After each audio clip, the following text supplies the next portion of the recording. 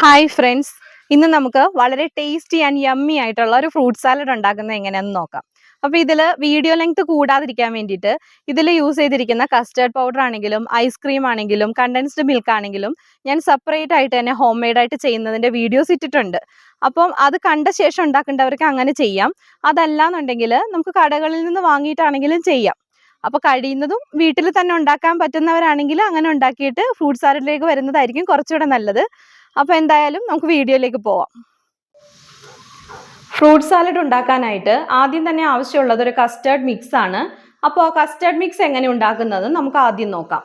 അതിന് വേണ്ട ഇൻഗ്രീഡിയൻസ്: പാല്, പഞ്ചസാര. പാലെടുത്തിരിക്കുന്നത് 500 ml ആണ്. പഞ്ചസാര 1/2 cup, 2.5 table spoon custard powder. ഈ കസ്റ്റേർഡ് പൗഡർ നമ്മൾ വീട്ടിൽ തന്നെ ഉണ്ടാക്കിയതാണ്.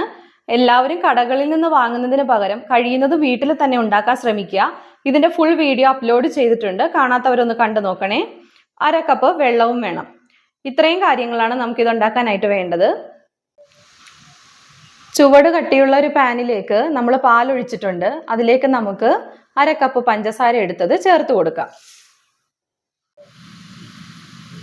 മീഡിയം ഫ്ലെയിമിൽ ഇളക്കി കൊടുത്തുകൊണ്ട് തന്നെ നമുക്കിതൊന്ന് തിളപ്പിച്ചെടുക്കാം. കസ്റ്റേർഡ് പൗഡർ മിക്സ് ചെയ്യാനായിട്ട് 1/2 കപ്പ് വെള്ളം ചേർത്തതല്ലാതെ ഈ പാലിലേക്ക് ഞാൻ വെള്ളം ചേർത്തിട്ടില്ല. ആർക്കെങ്കിലും വെള്ളവും കൂടെ ചേർക്കണം എന്നുണ്ടെങ്കിൽ 250 ml വെള്ളം ചേർത്ത് കൊടുക്കാം. ഇനി നമുക്ക് ഈ കസ്റ്റേർഡ് പൗഡർ 1/2 കപ്പ് വെള്ളത്തിലേക്ക് ചേർത്ത് കൊടുത്തിട്ട് നന്നായിട്ടൊന്ന് മിക്സ് ചെയ്ത് വെക്കാം. ഇത് നന്നായിട്ട് മിക്സ് ചെയ്ത ശേഷം അരിച്ച് വേണം പാലിലേക്ക് ഒഴിക്കാൻ. കട്ടകളൊന്നും ഇല്ലാതെ കിട്ടാൻ വേണ്ടിയിട്ടാണ് നമ്മൾ അങ്ങനെ ചെയ്യുന്നത്.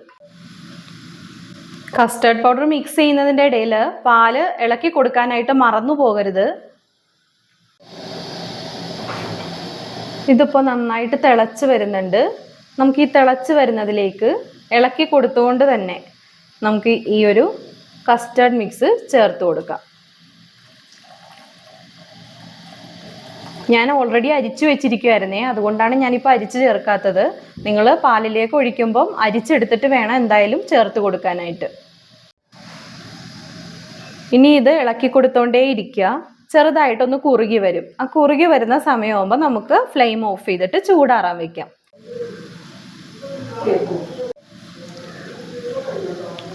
ഒത്തിരി അങ്ങോട്ട് കുറുക്കിയെടുക്കണ്ട. മീഡിയം ഫ്ലെയിമിലിട്ട് തന്നെ ഇതൊന്ന് കുറുകി വരണം. ഇതിപ്പോൾ കറക്റ്റ് പാകമായിട്ടുണ്ട്. ഞാൻ ഫ്ലെയിം ഓഫ് ചെയ്യുകയാണേ. നമ്മളിത് കുറച്ച് നേരം ചൂടാറാനായിട്ട് വെച്ചിരുന്നു. ഇപ്പോൾ ചൂടാറി കിട്ടിയിട്ടുണ്ട്. ഇനി നമുക്ക് അടുത്ത സ്റ്റെപ്പിലേക്ക് പോകാം. അടുത്തതായിട്ട് നമുക്ക് വേണ്ടത് കണ്ടൻസ്ഡ് മിൽക്കാണ്. ഇത് നമ്മൾ വീട്ടിൽ തന്നെ തയ്യാറാക്കിയതാണ്. ഇതിൻ്റെ വീഡിയോ അപ്ലോഡ് ചെയ്തിട്ടുണ്ട്, കാണാത്തവരൊന്ന് കണ്ടു നോക്കണേ. പിന്നെ ഇത് നമ്മുടെ ഫ്രഷ് ക്രീമാണ്. മിൽക്കി മിസ്റ്റിൻ്റെ ആണ് എനിക്ക് കിട്ടിയിരിക്കുന്നത്. നിങ്ങൾക്ക് ഏത് കമ്പനിയുടെ വേണമെങ്കിലും യൂസ് ചെയ്യാം. ഇനി നമുക്ക് ഇതുപോലൊരു ബൗളാണ് ആവശ്യമുള്ളത്. ഇതുപോലത്തെ ബൗൾ ഇല്ലാത്തവർ നോർമലായിട്ട് വീട്ടിൽ ഏതാണോ ഉള്ളത് അതാണെങ്കിലും എടുത്താൽ മതി. അതിലേക്ക് നമുക്ക് കണ്ടൻസ്ഡ് മിൽക്ക് ഒഴിച്ചു കൊടുക്കാം.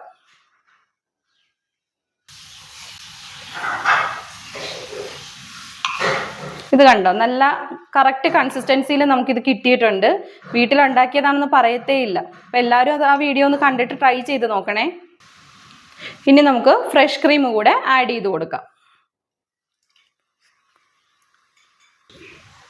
എനിക്കിത് കറക്റ്റായിട്ട് കിട്ടാത്തത് കൊണ്ട് ഞാൻ അതിൻ്റെ മുൻവശം ഒന്ന് കട്ട് ചെയ്തിട്ടാണ് ഇപ്പോൾ എല്ലാം കംപ്ലീറ്റ് ആയിട്ട് ഇതിൽ നിന്ന് എടുത്തിരിക്കുന്നത്. ഇനി നമുക്ക് ഇതുപോലൊരു വിസ്ക് കൊണ്ട് ഒന്ന് മിക്സ് ചെയ്ത് കൊടുക്കാം. ഇത് എൻ്റെ കയ്യിൽ ഈ ഒരു വിസ്ക് അവൈലബിൾ ആയിട്ട് ഉണ്ടായിരുന്നുള്ളൂ, അതുകൊണ്ടാണ് ഞാൻ ഇത്രയും ചെറിയ വിസ്ക് എടുത്തിരിക്കുന്നത്. നിങ്ങളുടെ കയ്യിൽ അത്യാവശ്യം നല്ലൊരു വിസ്ക് ഉണ്ടെങ്കിൽ അത് വെച്ച് ഉപയോഗിക്കാം കേട്ടോ. നന്നായിട്ട് മിക്സ് ചെയ്ത് കൊടുക്കണേ. ഞാനിതൊന്ന് മിക്സ് ചെയ്തെടുത്തിട്ട് വരാം.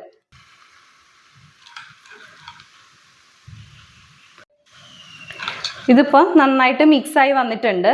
ഇനിയിപ്പോൾ എനിക്ക് നിങ്ങളോട് പറയാനുള്ള എന്താണെന്ന് വെച്ചാൽ, ഇപ്പോൾ ഗ്യാസ് അതായത് തീ ഉപയോഗിക്കാതെ തന്നെ നമുക്ക് ഫ്രൂട്ട് സാലഡ് ഉണ്ടാക്കാൻ പറ്റും.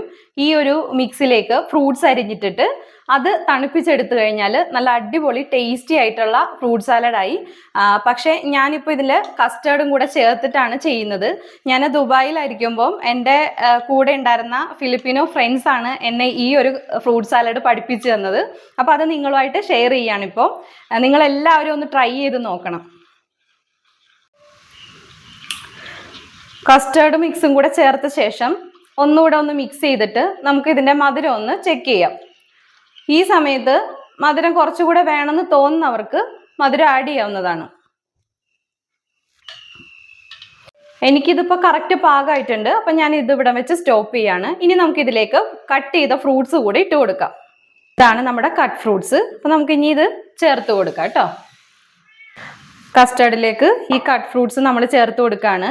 ഞാനിപ്പോൾ ഇതിൽ മാമ്പഴക്കാലം ആയതുകൊണ്ട് ഞാൻ മാമ്പഴമാണ് ഏറ്റവും കൂടുതൽ എടുത്തിരിക്കുന്നത്.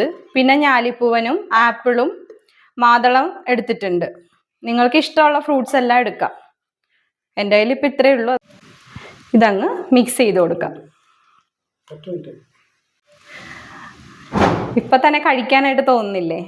എല്ലാവരും ഇത് ഫ്രിഡ്ജിൽ വെച്ച് ഒന്ന് തണുപ്പിച്ച ശേഷം കഴിക്കുക. ഞാനിതിപ്പോൾ ഒന്ന് ഫ്രിഡ്ജിലേക്ക് വെക്കാൻ പോവാണ്. തണുത്ത ശേഷം നമ്മുടെ ഫ്രൂട്ട് സാലഡ് കൊണ്ടുവന്നിട്ടുണ്ട്. നമുക്കപ്പോൾ ടേസ്റ്റ് ചെയ്യാം.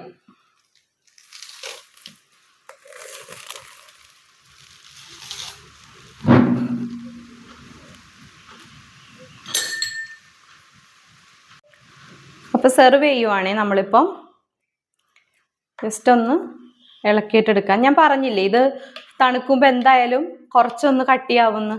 ഇപ്പം നമ്മുടെ കറക്റ്റ് ടെക്സ്ചറിൽ ഇത് എത്തിയിട്ടുണ്ട്. നമുക്കിനി ഇത് സെർവ് ചെയ്യാം.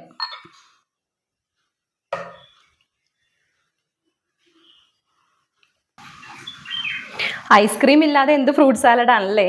ഞാൻ ഈ ഐസ്ക്രീം നമ്മളിവിടെ വീട്ടിൽ തന്നെ ഉണ്ടാക്കിയതാണ്. അതിൻ്റെ വീഡിയോസ് അപ്ലോഡ് ചെയ്തിട്ടുണ്ട്. കാണാത്തവർ അത് കണ്ടു നോക്കണം.